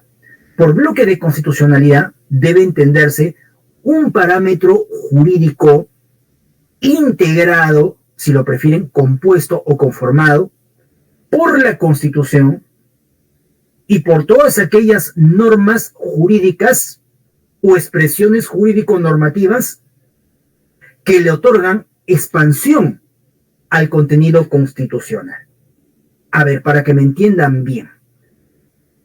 En el pasado, nuevamente de volver a la historia, en los orígenes del constitucionalismo, los autores, los doctrinarios, pensaban que la noción de constitución y la noción de derecho constitucional eran prácticamente lo mismo, consecuencia de lo cual se decía, el derecho constitucional es el derecho de la Constitución.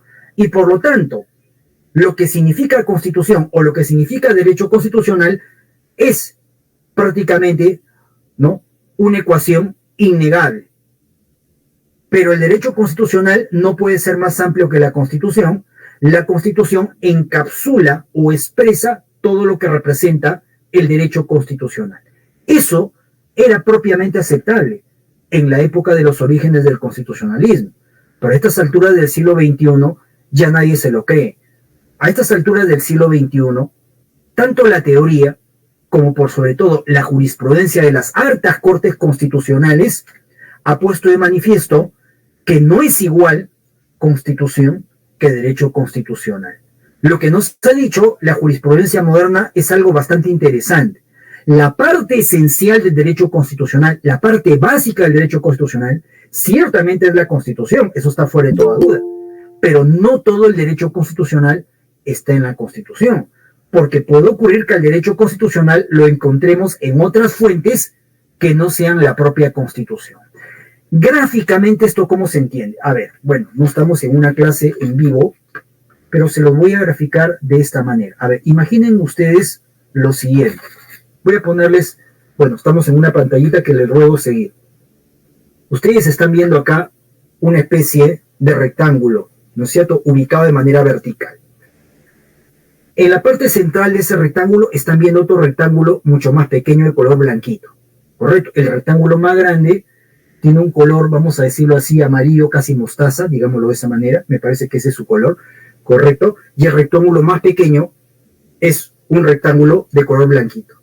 El rectángulo blanquito es rigurosamente hablando la Constitución y sin lugar a dudas es la parte esencial del derecho constitucional. Pero lo que ustedes ven gráficamente como el rectángulo más grande es lo que hoy en día se entiende gráficamente como el bloque de constitucionalidad.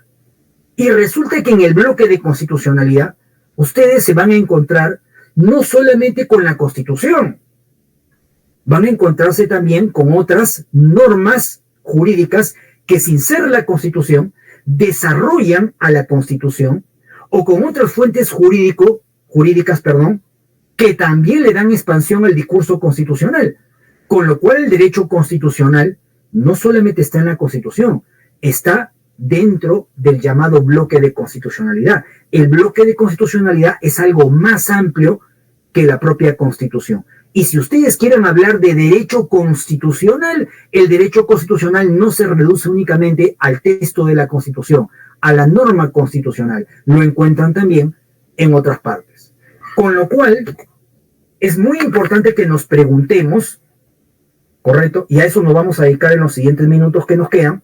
Es muy importante que nos preguntemos cuáles son esas otras fuentes jurídicas que además de la Constitución integran al bloque de constitucionalidad, porque si al derecho constitucional lo vamos a encontrar no solamente en la Constitución, sino en otras fuentes jurídico-normativas, es imprescindible que conozcamos ¿Cuáles son esas otras fuentes jurídico-normativas? Bueno, vayamos a lo que dice el derecho peruano. La noción de bloque de constitucionalidad, en términos generales, es la que les acabo de explicar, correcto. Sin embargo, donde sí podemos encontrar diferencias es en la manera como entendemos esas fuentes jurídicas, que también son representativas del derecho constitucional. No es lo mismo en ese sentido los parámetros de interpretación que se utilizan en Francia o en España o en Alemania que los que se utilizan en el Perú. Pero obviamente, como a ustedes les pueden preguntar cosas que estén en el Perú, a eso he de referirme, porque eso es lo que dice nuestra jurisprudencia. De acuerdo con nuestra jurisprudencia, normas que integran el bloque de constitucionalidad son, por ejemplo, las llamadas leyes orgánicas. ¿Qué cosas son las leyes orgánicas? Son ciertas normas jurídicas de naturaleza especial que regulan de manera detallada o minuciosa la estructura, competencias y funcionamiento principalmente de los órganos constitucionales. Ustedes saben que dentro de la Constitución, y ya lo he mencionado en la primera parte de esta disertación, hay una multiplicidad de órganos constitucionales, ¿no? Defensoría del Pueblo, Tribunal Constitucional, Poder Judicial, Ministerio Público, Poder Legislativo, Poder Ejecutivo, etcétera. Un largo etcétera. Bueno, estos órganos constitucionales, en su estatuto jurídico, en su marco de competencias o atribuciones, en la estructura que tienen, se encuentran sometidos a una regulación. Esa regulación está a cargo de las llamadas leyes orgánicas. ¿Es importante conocer lo que dicen las leyes orgánicas sobre estos órganos constitucionales? Por supuesto que sí, porque no basta únicamente para comprender lo que es un órgano constitucional, leer o revisar lo que dice la Constitución sobre el respectivo órgano constitucional. Porque puede que lo que dice la Constitución sobre un órgano constitucional sea demasiado breve, demasiado escueto, correcto, demasiado restringido, con lo cual la única manera de entender orgánica y comprensivamente lo que es un órgano constitucional pasa por el hecho inexorable de revisar la respectiva ley orgánica. Si yo, por ejemplo, quiero entender cómo funciona el Poder Judicial, no solamente debo revisar aquellas normas de la Constitución referidas al Poder Judicial, también debo revisar necesariamente la ley orgánica del Poder Judicial. Si yo quiero saber cómo funciona el Ministerio Público, no basta o no es suficiente que yo revise las normas constitucionales que se refieren al Ministerio Público. Debo revisar la ley orgánica del Ministerio Público. Si yo quiero revisar cómo funciona el Tribunal Constitucional, sería totalmente insuficiente que pretenda refugiarme únicamente en aquellas normas constitucionales que se refieren a dicho órgano constitucional. Inexorablemente tengo que revisar la ley orgánica del Tribunal Constitucional. En el caso del Congreso, el reglamento interno hace las veces de una auténtica ley orgánica, porque ese es el nombre que históricamente se le da al estatuto parlamentario, correcto.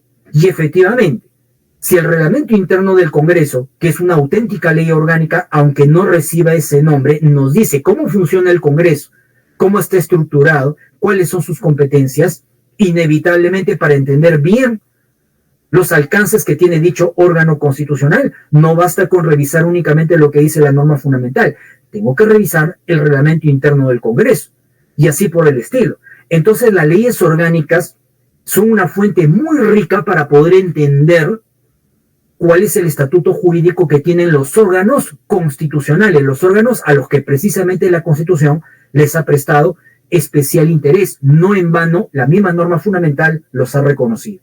Entonces, parte integrante del bloque de constitucionalidad, sin lugar a dudas, lo constituyen las leyes orgánicas. Pero no son las únicas normas jurídicas. También forman parte del bloque de constitucionalidad las llamadas leyes de desarrollo de los derechos fundamentales. ¿Qué cosas son las leyes de desarrollo de los derechos fundamentales? Son aquellas normas jurídicas que regulan de manera detallada o minuciosa los contenidos, alcances o límites de los derechos fundamentales a los que se ha referido la norma constitucional. Les decía más temprano que hay una gran cantidad de derechos cuyo reconocimiento y tratamiento jurídico está en la Constitución, pero también hay una enorme cantidad de derechos fundamentales cuyo reconocimiento está en la Constitución, pero cuyo alcance, tratamiento o límites no está en la Constitución. La única manera de entender el régimen jurídico de esos derechos es revisando la ley de desarrollo de esos derechos fundamentales. Pongamos ejemplos. Si yo quiero entender bien los alcances y límites de la libertad religiosa, tengo que revisar la Ley de Libertad Religiosa, que es una norma que regula dicho atributo fundamental. Si yo quiero, por ejemplo, saber cuáles son los alcances del derecho, ¿no?, de acceso a la información pública, es inevitable que tengo que revisar la Ley de Transparencia. Si yo quiero saber cuáles son los alcances y límites o la forma de ejercitar el derecho a la autodeterminación informativa, tengo que revisar la Ley de Datos Personales. Si yo quiero, por ejemplo, saber cómo funcionan instituciones tan importantes como las de participación política del ciudadano en la vida del país, como el referéndum, la iniciativa legislativa, la revocatoria de autoridades, la remoción de autoridades, la demanda de rendición de cuentas, inevitablemente tengo que revisar la ley que regula los mecanismos de participación popular del ciudadano. Y así por el estilo. Hay una gran cantidad de leyes que desarrollan de manera minuciosa o detallada el alcance, el tratamiento, los límites de los derechos fundamentales de la persona. Como es obvio suponer, esas normas jurídicas, a pesar de su rango de carácter legal, se integran al bloque de constitucionalidad y por lo tanto para entender los derechos no solamente basta el discurso constitucional, sino lo que digan esas leyes de desarrollo de los derechos fundamentales. También forman parte del bloque de constitucionalidad y en cierta forma ya lo he anticipado anteriormente, los tratados internacionales relativos a derechos humanos. Como ya lo hemos dicho y ahora lo reiteramos, el discurso de los derechos no se agota en el plano interno, se proyecta hacia el plano supranacional. Por lo tanto, si a mí me interesa saber hasta dónde llegan los derechos, no basta únicamente con refugiarme en lo que dice mi Constitución. Tengo que revisar lo que sobre esos mismos derechos dice o establecen los tratados internacionales cuando se encargan de reconocer o de ofrecer un determinado tratamiento a dichos atributos esenciales. Entonces, para nadie hoy en día es un secreto de que los operadores jurídicos deben remitirse y deben hacerlo con bastante frecuencia, ¿correcto?, al tratamiento jurídico que reciben los derechos en el contexto internacional. Hay algunos autores que piensan de que el bloque de constitucionalidad en lo esencial solamente está compuesto por leyes orgánicas, por leyes de desarrollo de los derechos fundamentales y por tratados internacionales relativos a derechos humanos. Bueno, reciente jurisprudencia del Tribunal Constitucional ha hecho hincapié en que si bien esas fuentes integran el bloque de constitucionalidad, no son las únicas, porque hoy en día la jurisprudencia ha adquirido tal nivel de protagonismo que en muchos casos ha prefigurado el discurso constitucional o lo ha desarrollado de una manera expansiva a través de diversos institutos a los que constantemente hay que recurrir para saber qué cosa es lo que la Constitución representa o indica. Y por eso el Tribunal Constitucional en recientes ejecutorias que nos ha dicho que también formarían parte del bloque de constitucionalidad los precedentes constitucionales vinculantes, la doctrina jurisprudencial vinculante y algo todavía mucho más fascinante e interesante, la llamada jurisprudencia internacional. ¿Qué cosas son los precedentes constitucionales vinculantes? Como ustedes bien lo saben, ¿no? Son aquellas reglas creadas en el contexto jurisprudencial y a la luz de un caso constitucional que plantea la necesidad de darle una respuesta a determinado tipo de controversias, ¿correcto?, en materia constitucional. Pues bien, cuando se generan precedentes constitucionales vinculantes, y hoy en día el Código dice que los precedentes los puede crear tanto el Tribunal Constitucional como la propia Corte Suprema de Justicia de la República, cuando conoce los procesos de acción popular, nacen al mundo jurídico, nacen a la vida jurídica reglas que tuvieron su nacimiento en el contexto típicamente jurisprudencial. Bueno, esas reglas que nacieron en el contexto típicamente jurisprudencial sirven como parámetro para determinar qué cosa es lo que la Constitución pretende decir o establecer. Por lo tanto, también formarían parte del bloque de constitucionalidad los llamados precedentes constitucionales vinculantes. Formarían parte del bloque de constitucionalidad también la llamada doctrina constitucional vinculante. La doctrina constitucional vinculante está constituida por todo aquel conjunto de criterios o líneas de raciocinio que el Tribunal Constitucional establece tras una sucesión determinada de casos. Muchas veces nos percatamos que el Tribunal Constitucional ha sentado premisas, axiomas o elementos de discernimiento sobre lo que representan contenidos constitucionales y que los ha ratificado constantemente en sucesivos fallos. Cuando evidentemente esas líneas de discernimiento o de razonamiento el tribunal no solamente las reconoce, sino que las reitera, las ratifica, las repite constantemente, esas reglas de raciocinio se transforman en doctrina, jurisprudencia constitucional vinculante. Y la doctrina o jurisprudencia constitucional vinculante también pasa a formar parte integrante del llamado bloque de constitucionalidad. Con lo cual, evidentemente, vamos viendo de que el parámetro se va volviendo cada vez más atractivo, cada vez más activista, cada vez más enriquecido. Y esto es todavía mucho más gravitante si tomamos en cuenta lo que dice tanto el Código Procesal Constitucional del año 2004 como el recientemente, ¿no es cierto?, aprobado Código Procesal Constitucional del año 2021. Bueno, ya no tan recientemente, pero las ideas son más o menos similares. Si ustedes revisan el Código Procesal Constitucional del año 2021, a través de su título preliminar, se van a encontrar con una norma bastante interesante, que dicho sea de paso, es mucho más progresista que la propia disposición final cuarta de nuestra Constitución.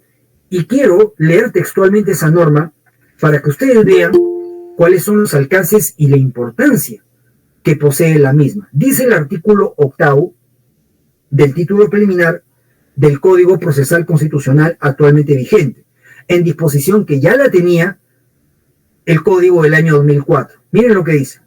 El contenido y alcances de los derechos constitucionales protegidos por los procesos constitucionales regulados en el presente Código deben interpretarse de conformidad con la Declaración Universal de los Derechos Humanos, los tratados sobre derechos humanos, así como con las decisiones adoptadas por los tribunales internacionales sobre derechos humanos constituidos según tratados de los que el Perú es parte. ¿Cuál es el mensaje de esa norma? El mensaje, de por sí se lo digo, es tremendamente interesante y progresista. Hoy en día, cuando hablamos de derechos, ya no basta únicamente con refugiarnos en el texto constitucional, ¿correcto? Hoy en día, ya no basta solamente tomar en cuenta lo que dicen los tratados internacionales relativos a derechos humanos. Hoy en día también hay que tomar en cuenta, para poder comprender el mensaje de un derecho, el contenido de un derecho, hay que tomar en cuenta también la jurisprudencia supranacional, es decir, los pronunciamientos que emiten los organismos internacionales que administran justicia internacional en materia de derechos humanos. ¿Por qué? Porque estos pronunciamientos generan antecedentes o líneas de reflexión muy importantes que de manera recurrente o constante son tomadas en cuenta por los propios organismos jurisdiccionales internos, como el Tribunal Constitucional o como el propio Poder Judicial. Si ustedes revisan la frondosa jurisprudencia, por ejemplo, tanto del Tribunal Constitucional como también, lo reconozco, la jurisprudencia que en muchos casos emite nuestro Poder Judicial, van a encontrarse con que en diversas ocasiones, correcto, se recurre al momento de resolver una causa a la jurisprudencia internacional. ¿Y por qué se recurre? Porque esa jurisprudencia internacional no solamente le ha prestado un tratamiento a determinado derecho, sino que a su vez lo ha interpretado de una manera extensiva a partir de lo que dice cada ordenamiento interno, pero a partir de lo que establece también el derecho internacional de los derechos humanos, contenido en los instrumentos internacionales. Y en muchos casos esa jurisprudencia internacional termina siendo tremendamente activista o innovadora desde la perspectiva de lo que representa el contenido de un auténtico derecho fundamental. Entonces, hoy en día, el concepto de bloque de constitucionalidad es un concepto expansivo, bastante interesante y muy enriquecedor. Como ustedes lo comprenderán, hoy en día conocer el derecho constitucional ya no es pues como en antaño, en la época de la Revolución Francesa, ¿no? Un proceso a través del cual el intérprete se refugia solo en lo que dice la Constitución y nada más que en lo que dice la Constitución. Hoy en día, el verdadero especialista de derecho constitucional es alguien que conoce lo que dice la Constitución ciertamente, pero también debe conocer lo que dicen las leyes orgánicas, debe conocer lo que dicen las leyes de desarrollo de los derechos fundamentales, debe conocer lo que dicen los instrumentos internacionales relativos a derechos humanos, debe conocer lo que dicen los precedentes vinculantes, debe conocer lo que dice la doctrina jurisprudencial vinculante y, por supuesto, debe tener un adecuado manejo o conocimiento de las principales tendencias jurisprudenciales que en el plano supranacional han adquirido indudable protagonismo, porque evidentemente los contenidos de la norma fundamental no son contenidos cerrados, sino en permanente expansión, evolución o innovación, si lo prefieren. Es así como debemos entender el concepto moderno de bloque de constitucionalidad, y por lo tanto las conclusiones de lo que representa el derecho constitucional no se agotan únicamente en el texto expreso de la norma fundamental. En resumidas cuentas, eso era lo que quería decirles esta noche, distinguidos discentes, y espero, con toda sinceridad, ¿no?, y con la mejor de las modestias, pero también expectativas, de que esta charla haya satisfecho sus, vamos a decirlo así, expectativas académicas. Todavía los organizadores me han invitado para un par de charlas más. Una de ellas la dictaré todavía este sábado y otra me parece en el mes de marzo, con la cual espero obviamente abordar de manera analítica o detallada, ¿no?, pero por supuesto siempre ciñéndome a un esquema determinado, ¿no?, los diversos aspectos en materia de derecho constitucional como de derecho procesal constitucional. Les agradezco mucho su atención y muy buenas noches con todos y con todas. Muchas gracias, doctor, por su participación, por la ponencia del día de hoy. De esta manera vamos a dar por finalizada la primera sesión de este Diplomado de Actualización Jurídica para la Magistratura. Asimismo, los invitamos el día sábado a las mismas horas. Tendremos una segunda sesión en compañía del doctor. Muy buenas noches, doctor. Muy buenas noches con todos.